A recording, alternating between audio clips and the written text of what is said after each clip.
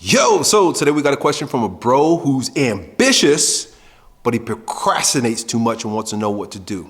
Great question, bro. But if you want to speak one-on-one with old Uncle Yo and want to dive into your situation and come up with real solutions, book a session. Click the link down below and you and I will talk mano a mano. So question, he says, yo, Elliott, how to be a better man when you're turning 30? He says, I want to stop procrastinating and let the ambitious side let loose for a moment. I'm not scared of hard work. Good. And I get my work done diligently. Good. But when it comes to my personal stuff, like finally starting my YouTube channel or start exercising or anything similar, I procrastinate. I'm ambitious, but I'm a huge procrastinator. How do I change it? Great question, man. And you know, your procrastination is actually a symptom of something deeper. It's not that you procrastinate, it's that the things that you think that you want to do or the goals that you set for yourself, you have too much feelings about. You have too much, there's too much potential around it. You're infatuated with it. And that's where the problem comes in. See, when we have, say, for example, you want to start a YouTube channel. That seems like a big thing and you build it up and then you start having daydreams about it and like the castle, it just grows like castle in the sky. You build this big castle around it and now there's all kinds of feelings associated with, all kinds of associations with what your life is going to look like when you get there, right? And so with all of the emotional investment that you make in that imagination that you have that's about the thing that you want to go do, it creates resistance on the inside. Because now what happens if it doesn't work, right? You've made it so big that if it doesn't work out, you're going to be disappointed. And nobody wants to set themselves up for disappointment, do they? Right? Rather than just being neutral about it. Well, I'm going to make a YouTube video. Millions of people make YouTube videos all the time. And most people, their videos never get watched. Big deal. Make your video. It doesn't have to be great, but you're trying to make it great because you think you're going to hit a home run on the first video and then your whole life is going to change. And you see these videos of people who have their whole lives have changed because they had one viral video and you're thinking that might happen to you. But if it doesn't happen to you, then you're going to beat yourself up. Too many divergent emotions associated with it. Too much infatuation and then too much sorrow associated with what will happen. Fear, right? Now there's fear associated with it. And so you're stuck in paralysis by analysis. I don't know what to do. Or you get to be one of these guys that overplan. Right? With your workouts now, right? Like there are 1,000 different people saying 1,000 different things about the different ways I should work out. What if I chose the wrong one? Ooh. What if I spend the next 6 weeks doing a workout plan that turns out that I didn't get the result that I want, right? And a lot of people will end up happening, and this has a lot to do with the fact that we consume too much content of other people telling us what's happening in their lives. You might say, oh man, that guy got six-pack abs in 90 days. And then you start putting pressure on yourself to get six-pack abs in 90 days. What if I don't? I'm going to be a failure. It's the elation and then the subsequent depression that's associated with it. And you swing and you swing. And the easiest thing to do to get off a swing that's starting to make you sick and oozy is to stop.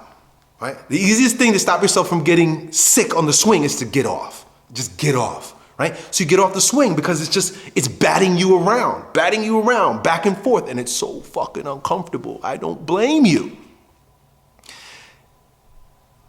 We gotta be plain about things. And trust me, coming from a guy who's like, if you can't tell, I'm a very passionate guy. I have a lot of passion, I got a lot of energy, I got a lot of emotions. I'm an emotional guy. I'm not telling you this because I'm a strong, stoic dude who's got it all figured out and I'm telling you what you need to do. I'm telling you this because I've been through this shit. I have to check myself all the time.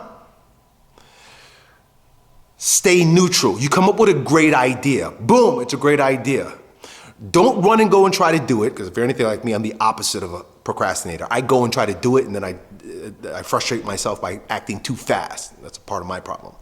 But we both have the same issue where like we get excited about something. Difference is you get excited about shit and you ruminate on it. Me, I get excited about shit and I go and I do it without planning, right? I have the opposite problem in that regard, but I still get excited about shit. So what I do now is I have no feelings about it. If feelings come about something, it means that I'm starting to daydream, I'm starting to imagine shit, I'm building castles in the sky. And so I stop myself and I become neutral again. This is the place to operate from. This is the place to make all your decisions from. If you're having a hard time making a decision about anything that you want to do, go to the place that feels most neutral. Do the thing that feels most blah, right? The thing that's most logical. If there's too much inflation and elation about it, you're going to get in your own way. You're going to get in your own way by either screwing it up by going too fast, or you're going to get in your own way by building it up, and then the weight of that there bears on you. Don't feel anything about it. Don't overthink about it. Acknowledge it. Be grateful for it. That's a pretty good idea. All right. And then let it be. Let it go. I know this sounds crazy, but let it go and allow it to marinate. Allow it to cook. Allow it to cook on the inside. Just hold it in your heart. And while you're holding it in your heart, keep the feelings down. Just hold it there neutral. I think I'm being called to make YouTube videos. I think I can make YouTube videos. It's so funny because I remember when I first started making YouTube videos. I started making YouTube videos in 2007 when YouTube first came out. And I had no idea what I was doing. And it was the greatest thing ever. For years, I made YouTube videos. If you go to my strength channel and you look from like 2007 to like 2012, 8, 9, 10, 11, 12. I just thought YouTube was like a holding place for videos that I would use to like send to my clients about the workouts that we're doing. People were commenting and watching, and I had no clue.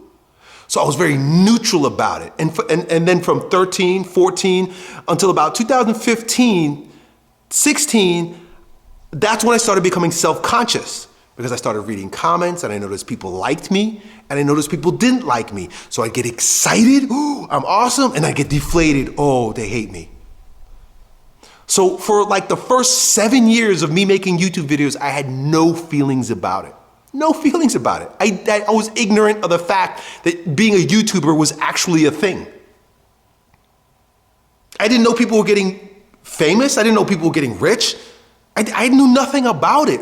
I was neutral, and that's why ignorance is so helpful. You guys, you've been watching YouTube videos since you was a kid, and so now you have all these stories about people becoming YouTube famous, and you want to have that too, so it's all built up, and so you don't do anything. Be dumb. Be dumb. I was dumb, and when I was dumb, I got the best things done because I didn't have an ego involved in it. I had no self-consciousness. No self-consciousness. The more self-conscious you are about it, the more feelings you have about it, the more you're gonna screw yourself up, dude. Stay neutral and take action. And the minute there's too much feeling, calm it down. Keep it cool. Hope that helps, dude. Done.